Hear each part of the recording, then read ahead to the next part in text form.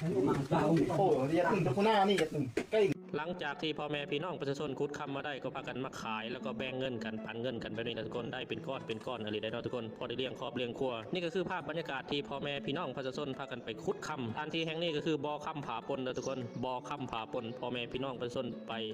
ลักขุดไปลักลอบขุดคำพอได้มาขายแล้วก็มาได้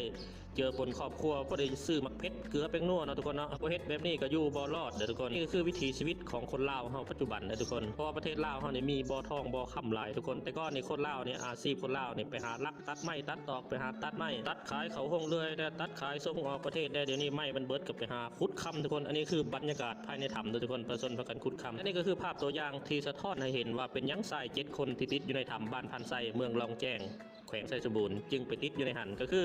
ยอดเงินนี่แหละทุกคนอันนี้ก็คือชาวบ้านพากันไปลักขุดคำทุกคนอันนี้อยู่บ่อคำผาปนประเทศแบบนี้กับบ่มีเงินใส่เนาะทุกคนเนาะย้อนความทุกข์ความยากย้อนเขายากมากแพงทุกมือนี่ก็เลยดิ้นรนหาเงินแบบนี้เบิ่งในทุกคนเสี่ยงแท้ชีวิตนะเหตุการณ์นี้มีหลายบ่อนทุกคนบ่แม่นจะว่าเกิดอยู่ในบ้านพันไซเมืองลองแจ้งแขวงไซสมบูรณ์